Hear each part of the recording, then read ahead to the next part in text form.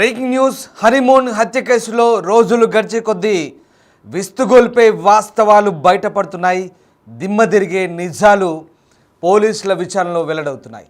భర్త రాజా రఘువంశిని చంపే ముందు సోనం అనేక కీలక ఆధారాలను అక్కడ వదిలివేసినట్టుగా తెలుస్తుంది. మేఘాలయలోని హోమ్ స్టేలోనే మంగళసూత్రాన్ని వదిలివేసింది సోనం.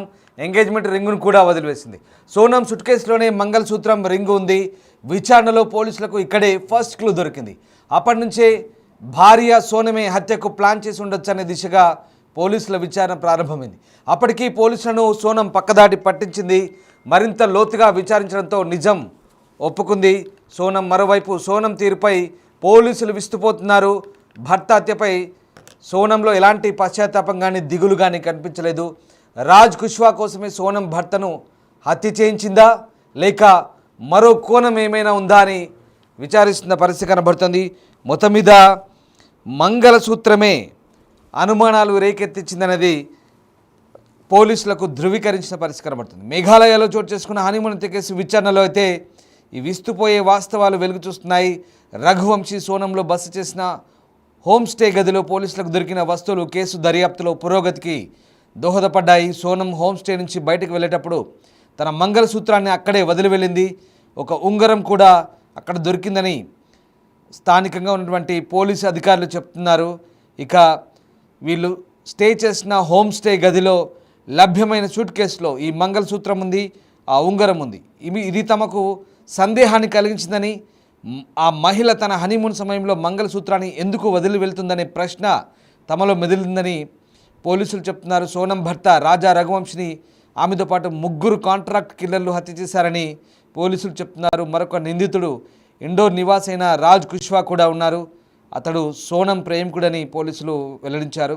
సో రకంగా నిందితులు విచారణలో తమ నేరాన్ని అంగీకరించారని పోలీసు అధికారులు చెప్తున్నారు. అంతేకాదు మరొక కళ్ళు బైర్లు కమ్మే వాస్తవం బయటపడుతుంది. ఇక్కడ సోనం కూడా చనిపోయిందని నమ్మించేందుకు వేరే మహిళను కూడా చంపేందుకు స్కెచ్ వేసినట్టుగా తెలుస్తుంది. చూడండి ఎంత దుర్మార్గమో, ఎంతకు తెగిచ్చారా మీరు. నిజంగా అసలు మరొక మహిళను చంపి ఆ ప్లేస్లో అంటే ఎక్కడైతే రఘువంశీ శవం ఉంటుందో దాని పక్కన మరొక మహిళను చంపి అక్కడ ఆమెను కాల్చివేసి రఘువంశీ శవం పక్కన ఆ మహిళను పెట్టి సోనం కూడా చనిపోయిందని నమ్మించే ప్రయత్నం చేశారు. చూడండి ఎంత బరితెగింపో.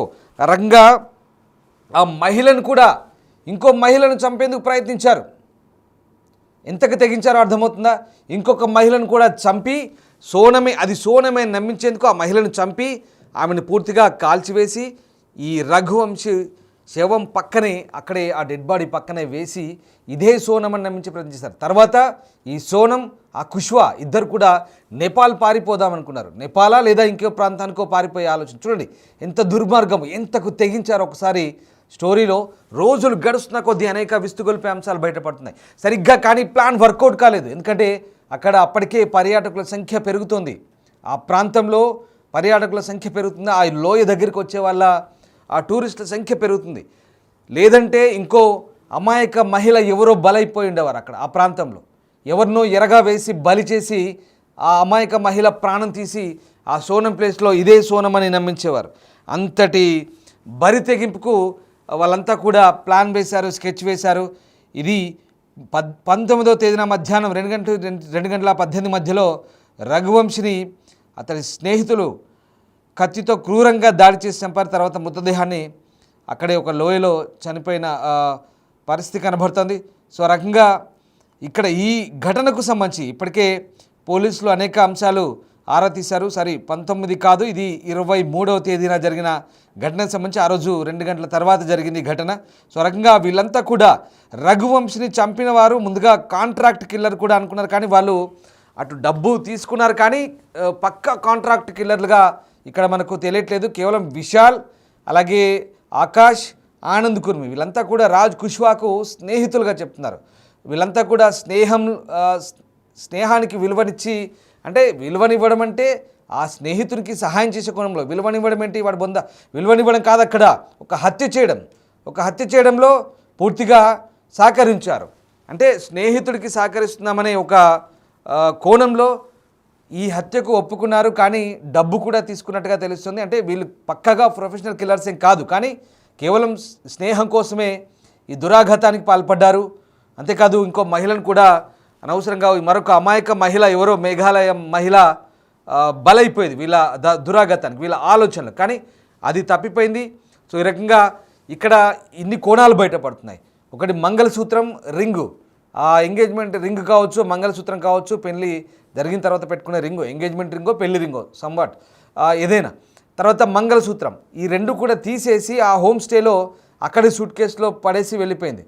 సో దీంతో పోలీసులకు డౌట్ వచ్చింది, అరే ఇదేంటి మంగళసూత్రం రింగ్ ఎందుకు ఇలా పెట్టిపోతుంది, ఈ మహిళ ఎందుకు ఇక్కడ దీన్ని ఒంటి మించి తీసి ఇలా ఇక్కడ వదిలేసి వెళ్ళిందేంటని అక్కడే పోలీసులకు అనుమానం తలెత్తింది. మరొకటి ఆల్బర్ట్, గైడ్ ఆల్బర్ట్ ఇచ్చిన క్లూ, అతను చెప్పాడు, ఆల్బర్ట్ చాలా క్లియర్గా చెప్పాడు, వీళ్ళతో ఇద్దరు మాత్రమే కాదు, భార్యాభర్తలు కాదు, మరొక ముగ్గురు ఉన్నారు, ఓవరాల్గా 5గురు ఉన్నారని చెప్పాడు. సో దాంతో ఇవన్నీ బలపడ్డాయి అనుమానాలు. అయితే రఘువంశీ డెడ్ బాడీ దొరకడము, సోనంది మాత్రం దొరకపోవడము, వాళ్ళు డ్రోన్లు, ఆధునిక పరికరాలు ఆ లోయల్లో, కొండల్లో, జలపాతాల్లో వెతికి కష్టపడి ఎంత చేసినా ఆచూకీ దొరకలేదు. కానీ దీంతో అనుమానాలు బలపడ్డాయి.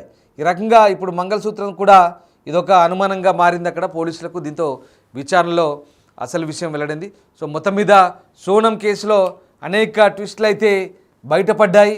ఓవరాల్గా ఇప్పుడు సోనం వ్యవహారానికి సంబంధించి ఈ 6గురు నిందితులు ఎవరైతే ఉన్నారో ఆ 6గురికి 8 రోజుల కస్టడీ అయితే కొనసాగుతోంది. ఇప్పటికే 2 రోజులు గడిచింది. ఇంకా మిగతా ఈ కస్టడీ సంబంధించి ఏదైతే కొనసాగుతుందో అందులో ఇంకా కొన్ని విషయాలు బయటపడే ఆవశ్యకత కనబడుతుంది. ఎందుకంటే రోజులు గడిచిన కొద్ది అనేక కొత్త కొత్త అంశాలు అయితే వస్తున్నాయి. చూడాలి ఇంకా ఎలాంటి కోణాలు బయటపడతాయో, ఇంకా ఎలాంటి దుర్మార్గపు ఆలోచనలు చేశారో. ప్లాన్ ఏ మర్డర్ చేయడం, ప్లాన్ బి వాళ్ళతో కాకపోతే తానే మర్డర్ చేస్తా అని సోనం అనుకోవడం, ప్లాన్ సి ఇవన్నీ కాకపోతే నేపాల్ పారిపోవడం. సో ఇన్ని ప్లాన్లు ఉన్నాయి. ఈ రకంగా ఇన్ని రకాలైనటువంటి ప్రణాళికలతో ఇందోర్ నుంచే బయలుదేరి మేఘాలయకు వచ్చి మేఘాలయలో అతన్ని చంపేసి ఆ రాష్ట్రాన్ని అప్రతిష్ట పాలు చేసి ఇప్పుడు కటకటాలు లెక్కిస్తున్నారు సోనం, కుష్వాహా, అలాగే మిగతా 3 నిందితులు. కస్టడీ కొనసాగుతోంది. ఇంకా అనేక అంశాలు, ఇంకెన్ని కోణాలు బయటపడతాయో చూద్దాం.